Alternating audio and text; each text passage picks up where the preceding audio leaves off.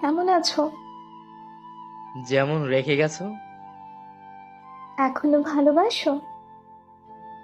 হয়তো। বিয়ে করনি কেন? ইচ্ছে নেই। কেন নিজেকে কষ্ট দিচ্ছ? হয়তো নিজের দোষে। এখনো সিগারেট খাও? ওইটা এখন অভ্যাস। কথা দিয়েছিলে কাউকে? কেউ একজন আমায় ছেড়ে না যাওয়ার প্রতিশ্রুতি দিয়েছিল। আমি পরিস্থিতির শিকার। তোমার স্বামী কেমন আছে? হয়তো ভালোই আছে। মানে? মারা গেছে অনেক আগেই।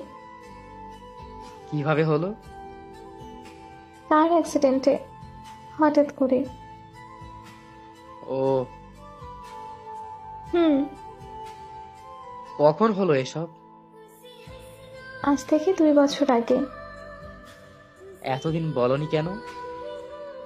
1.5 বছর কোমায় ছিলাম। জীবন মৃত্যুর মাঝপথে ঝুলছিলাম। আল্লাহ হয়তো চাইছিলেন আমার আরো পরীক্ষা নিতে। আল্লাহ। হিয়া, এখন কেমন আছো? যেমন থাকা উচিত তেমনই আছি। মানে? আহ কি হয়েছে তোমার? হিয়া, ঠিক করে বলো। কোথায় কষ্ট হচ্ছে? না, তেমন কিছু না। সত্যি করে বলো।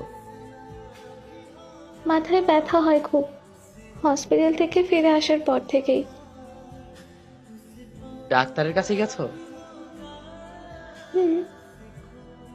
তারা কি বলেছে?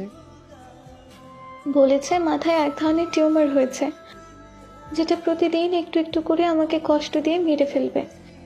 অপারেশন করলে হয়তো বাঁচবো, হয়তো মরবো। হিয়া। বলো না কিছু।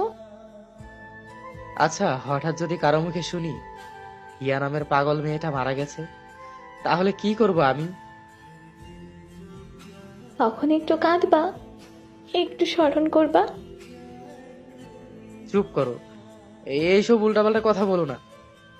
শোনো মিসেস হিয়া, তোমার ইচ্ছায় তোমার থেকে দূরে ছিলাম, তাই বলে ভুলে যাইনি।